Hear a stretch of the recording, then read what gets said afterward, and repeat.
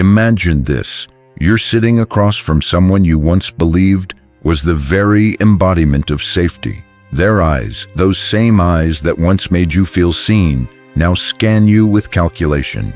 Their smile still curves the same, but it carries something heavier now, something venomous in its subtlety. You feel a tightness in your chest, but you can't explain why.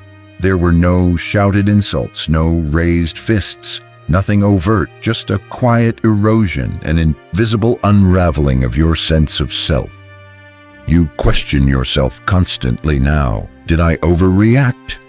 Was it really my fault? Why do I feel so small, so unsure, even in my own thoughts? This is not love, but it wears the costume well. You begin to notice the contradiction. The person who once said, "You're the best thing that's ever happened to them," is the same one who now withholds warmth when you need it most. They say you're too sensitive after making a cruel comment. They claim it was a joke. You should lighten up. And when you finally gather the courage to express your pain, they cry before you do, making your wounds feel like a crime. How does something so sweet turn so suffocating? You look at other couples and wonder, is this just how love is? Is suffering baked into intimacy? Is self-abandonment the price we pay for connection? And here's the truly unsettling part. Even with all the confusion and pain, some part of you still wants to stay. Why? Not because you're weak, not because you lack awareness, but because something ancient in your psyche is being manipulated. Something deep, instinctual, and perhaps even beautifully tragic. You cling not just to the person, but to a promise they once made. A mirror they once held up, showing you a version of yourself you desperately want to believe in, but the mirror was two-way. You became addicted not to love, but to the image of love. Because toxic relationships don't begin with cruelty. They begin with intensity, with lightning bolts, with the illusion of being deeply known, deeply needed. They offer transcendence, but only in the beginning. What follows is not peace, but paralysis. So here's the question. What if love isn't always healing? What if it can become a weapon disguised as salvation? What if the person who claims to love you most is the very one who is stealing your reality, one manipulation at a time? And what if, more terrifying still, you are complicit in your own emotional captivity? That's the paradox. We speak of toxic relationships as though they're external threats, monsters we encounter on the path of life. But what if they're reflections, mirrors of something unresolved inside us? What if they're not just about the other person, but about parts of ourselves we've long abandoned? Is it possible that we are drawn to people who echo our unhealed wounds, not to perpetuate them, but in some unconscious hope of rewriting the ending? And in that rewriting, do we trap ourselves in cycles that look like love but feel like loss? Now consider this. Some of the most destructive relationships are not marked by chaos, but by quiet control. There are no police reports, no broken plates, just 1,000 little shifts. You stop speaking up. You second-guess your instincts. You shrink a little more every day, like a flame starving of oxygen. You don't remember when you stopped laughing freely. You don't remember when you stopped being you. This is not merely a romantic tragedy. It's a psychological labyrinth, a place where attachment becomes a prison and emotional survival becomes the ultimate currency. So you start to wonder, what is it inside us that allows this to happen? Is it our fear of abandonment, our longing to be chosen, the ghosts of childhood dynamics replaying in adult form? Why do we equate suffering with depth? Why do we think the more we endure, the more real the love must be? And perhaps the most important question of all, who do we become when we stay too long in a place that unravels us? You may tell yourself you're doing it for love, for loyalty, for the potential you once saw. But beneath all those rationalizations is something darker, something raw. a fear of what it means to face the silence that would follow if you walked away. That silence, while brutal, might finally force you to meet yourself without distortion. But before you can leave, before you can even name what's happening, you must understand the why, the psychological and philosophical mechanisms that make toxicity feel like truth. Because until you see the invisible architecture of this entrapment, you will mistake the cage for a home. And so the descent begins, not into madness, but into meaning, into the hidden forces that shape what we tolerate, what we crave, and what we mistake for connection. The real question isn't why someone hurt you. The real question is, why did it feel like love? Let's go deeper. There is a strange kind of gravity in human suffering, especially when it wears the mask of love. We don't just fall into toxic relationships. We are pulled by invisible threads of history, psychology, and unmet needs that trace back not just years, but generations. So what is this force beneath the surface? Why do we find ourselves magnetized to the very people who unmake us? Carl Jung might say, until you make the unconscious conscious, it will direct your life and you will call it fate. And in toxic relationships, this is precisely what happens. You think you are choosing love, but you are choosing familiarity, not comfort, familiarity. That anxious tightness in your chest, when they withdraw emotionally, that's not just heartache, it's recognition. It echoes the emotional unavailability of a parent, the unpredictability of early attachment, the inconsistent warmth that taught you love had to be earned, not given. You don't fall for this person because they're safe. You fall for them because something in them resembles the emotional world you were born into, and that world, however painful, feels like home. The tragedy? You're not loving them. You're trying to repair something you never broke. You're seeking redemption for wounds you never deserved. This is not romance, it's repetition. Nietzsche wrote, "There is always some madness in love, but there is also always some reason in madness." The madness of a toxic relationship is not irrational. It is a perfectly logical result of unhealed psychological mechanisms playing themselves out like clockwork. The child who was ignored learns to shout louder in adulthood. The child who is only praised when compliant learns to disappear to keep the peace. The child who was loved conditionally learns to perform instead of exist. By the time we grow up, we don't realize that our definition of love has been distorted, not by Hollywood, but by survival. Now step back. Look at the architecture. Society itself conspires in this distortion. From fairy tales to pop songs, we are taught that love is meant to hurt, that passion is proven through sacrifice, that to stay despite pain is noble. Especially for women, there is a cruel valorization of endurance. She stuck by his side no matter what, as though devotion, not dignity, is the ultimate measure of love. But where does that leave the soul? Arthur Schopenhauer, though bleak in tone, touched a difficult truth. To marry means to do everything possible to become an object of disgust to one another. While extreme, his words underscore the reality that love, when governed by ego and fear, often curdles into something corrosive. In toxic relationships, this corrosion begins subtly. What starts as compromise becomes self-erasure. What feels like passion becomes possession. And what sounds like devotion begins to echo dependency. This isn't just emotional pain, it's existential collapse. Because in loving someone who erodes your identity, you become a stranger to yourself. And that, perhaps, is the deepest loss. Jean-Paul Sartre once said, "Hell is other people." But perhaps hell is not other people.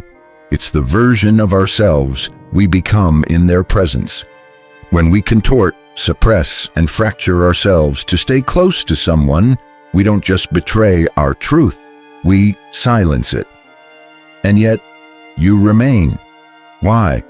Because leaving a toxic relationship is not just about walking away from a person. It's about confronting the void they filled. And that void is not shaped like them. It is shaped like you. The part of you that never felt enough. The part that thought love must be chased. The part that accepted breadcrumbs and called it a feast. This is why knowledge alone doesn't set you free. You can know it's toxic. You can name the patterns. You can even articulate the trauma. But if the wound beneath that knowledge remains raw, it will keep bleeding into every connection. You are not held captive by the person. You are held captive by the story that tells you this is all you deserve, all you can hope for, all you can recognize. Aldous Huxley once warned that facts do not cease to exist because they are ignored.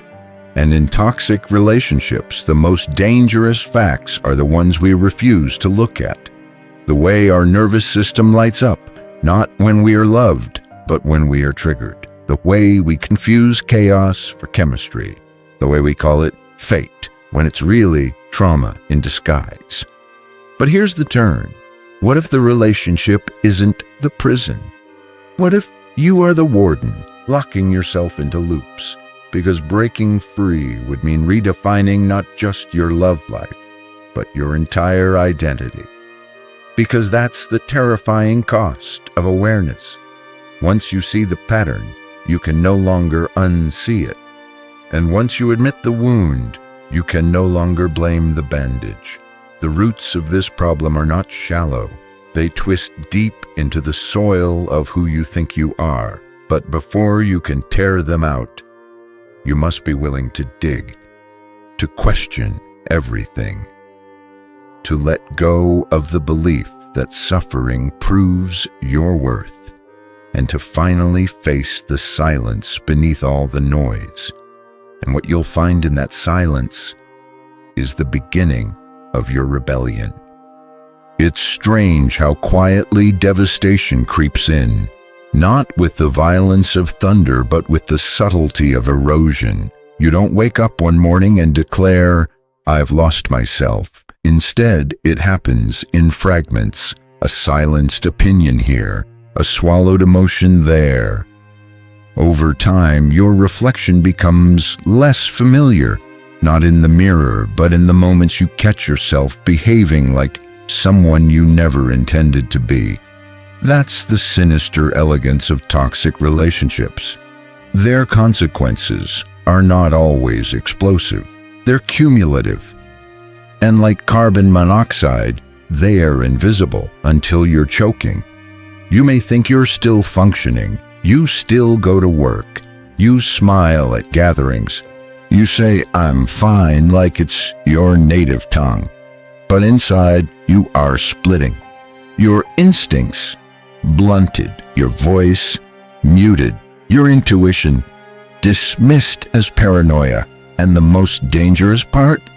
You start to believe it's your fault, because one of the most damaging consequences of toxicity isn't what they do to you, it's what you start doing to yourself in response. The way you shrink to avoid conflict, the way you rationalize cruelty, the way you become a hostage to hope, clinging to the version of them that once existed, hoping it will return. But what you're really mourning isn't them. It's the person you were before they started rewriting you. And here's where it gets darker. Neurologically, your brain doesn't differentiate between emotional and physical pain. That flutter in your chest when they dismiss you, that fog that settles in after a cruel silence, it's not imagined. It's your limbic system firing in distress. The same part of the brain that lights up during physical injury glows during emotional abandonment. And if that abandonment becomes frequent enough, your body begins to live in a chronic state of alert. Hypervigilance. You start reading micro-expressions like survival maps. A sigh becomes a threat. A delay in text reply triggers a flood of cortisol. You rehearse conversations in your head like you're preparing for war, even when nothing has happened. Yet, this is trauma bonding, a biochemical roller coaster in which your brain becomes addicted not to pleasure, but to unpredictability, because unpredictability keeps you invested. The intermittent reinforcement, the random affection, the sudden apology, the rare good day, feeds your dopamine receptors like a gambler pulling a slot machine. You're never sure when the next high will come, but you need it, you crave it, and so you stay. Rationally, you may know this isn't sustainable, but psychology isn't rational, especially not when it's shaped by early blueprints. Let's talk about those blueprints. If, as a child, love was fused with inconsistency or pain, then chaos becomes your baseline. You may not like it, but it's what your nervous system knows. Safe relationships, healthy ones, they can feel boring, foreign, untrustworthy even. This is how the cycle continues. And it doesn't stop with you. The unseen consequences leak outward, into friendships you no longer have time for, into family calls you start avoiding because you're too drained to talk, into dreams you shelve because you're too busy managing someone else's emotions to chase your own. You lose years in this fog, not always with one person. Sometimes it's a string of people, different faces, same patterns. You keep wondering why you attract toxicity, but perhaps it's not about who you attract. It's about what you accept, and what you accept is governed by your self-concept. If deep down you believe you are hard to love, you will seek out those who make you work for affection. If you believe your needs are too much, you'll fall for those who make you feel guilty for having them. And so the cycle becomes self-fulfilling. Culturally, this gets even more insidious. We glamorize persistence in love. We reward those who don't give up on people, see? But what happens when not giving up on someone means giving up on yourself? No one writes songs about the quiet bravery of walking away. No one gives medals for reclaiming your boundaries. Society doesn't celebrate those victories, but your soul does. And when you don't listen to your soul, you become spiritually malnourished. The consequences aren't just emotional or neurological, they're existential. You begin to question not just your worth, but your reality. Gaslighting, a common toxin in these dynamics, doesn't just make you doubt what happened. It makes you doubt your ability to know what happened. And once your inner compass is broken, you'll keep wandering in the wrong direction, hoping it leads home. And here's the final crushing twist. Sometimes the person who hurts you most is the one you keep defending, to others and to yourself. Because to admit they are hurting you means admitting you were wrong. About them, about the story, about everything you hoped they would be. And for many, that kind of grief feels like death. So you stay, you numb, you normalize, and all the while, the self silently dissolves. But within that dissolution, there's a seed, a flicker, a voice barely audible whispering, "This isn't who you are." That voice is weak, not because it's untrue, but because it's been starved, ignored, overridden. But it's still there, and that voice is where the rebellion begins. Because at some point the pain of staying becomes heavier than the fear of leaving. And in that moment, something shifts, not in them, but in you. You stop asking why they hurt you. You start asking why you tolerated it. And from that question, a new self begins to awaken, angry, raw, luminous. The cost of ignoring toxicity is not just suffering, it is becoming someone you never chose to be. But the rebellion, that is the sacred act of choosing again. It doesn't begin with rage, not at first. The rebellion starts as something quieter, an unease you can no longer explain away. A moment when your reflection catches your eye a little too long, a breath held at the edge of truth. Something inside you stirs, not loudly but defiantly. You wake up one morning and nothing has changed, except you can no longer pretend. This is the threshold of freedom, and it doesn't feel like liberation. It feels like grief, like peeling off a second skin that once protected you, but now suffocates you. To break free from a toxic relationship is not simply to leave a person. It's to leave a version of yourself that learned to survive by abandoning your own needs. It is to tear apart the scaffolding you once used to hold your inner world together. It is radical, it is disorienting, and it is sacred. But before you can rise, you must first unlearn. You must unlearn the belief that love must hurt to be real. You must unlearn the fantasy that if you just love harder, they will finally change. You must unlearn the mythology of martyrdom, that suffering is proof of strength. Number endurance is not always a virtue. Sometimes it is an act of self-erasure in disguise. And here's the revelation. You are not here to be consumed. You are not a character in someone else's redemption arc. You are not responsible for saving anyone who is committed to drowning. Breaking free begins with this painful clarity. You owe no one your destruction. But what does freedom look like? It does not look like polished empowerment posters or Instagram mantras. It looks like trembling hands packing a suitcase. It looks like nights crying in the dark, unsure if you made the right choice. It looks like calling a friend after months of isolation, ashamed of how much you let slip away. Freedom is not glamorous. It is raw. But within that rawness is your resurrection. Nietzsche once wrote, "One must still have chaos in oneself to be able to give birth to a dancing star."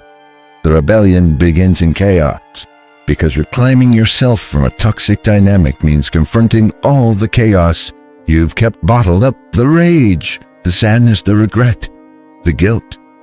Do not fear it. That chaos is not your destruction. It is your evolution. Rebuilding begins with rupture. It always has. Now let's talk strategy, not of escape, but of emergence. First, radical honesty with yourself. Name the truth you've been denying. Say it out loud. This is not love. This is a transaction built on fear and control. Speak the unspeakable, because language is power. When you name it, you contain it. And when you contain it, you no longer serve it. Second, build the sanctuary of silence. Not silence used against you, but silence you create to hear yourself again.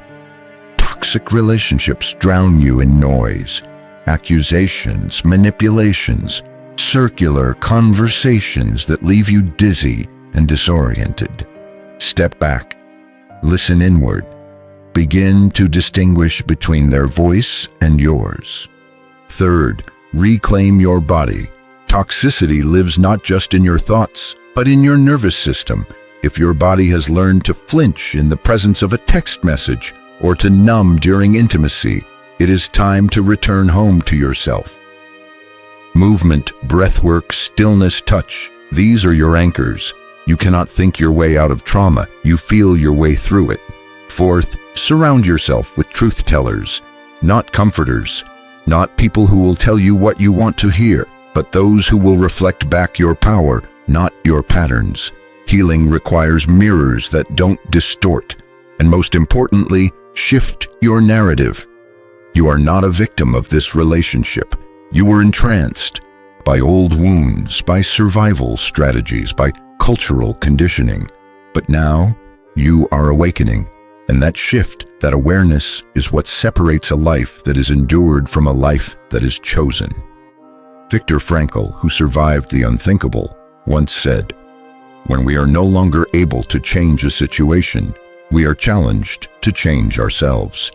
You may not be able to change what they did or who they are, but you can reclaim what you believed about yourself in their presence. Because the real rebellion is not just leaving them, it's leaving behind the version of you that needed their validation to feel whole. Do you understand the power of that? The moment you stop asking, "Why didn't they love me right?" and start asking, "Why did I keep giving them the right to define my worth?" That's the day your life begins again. This isn't about bitterness, it's about boundaries. This isn't about revenge. It's about returning to yourself. When you rise from a toxic relationship, it's not with fireworks. It's with scars, with shaky legs, with a quiet, holy knowing that you survived something that tried to dismantle your spirit.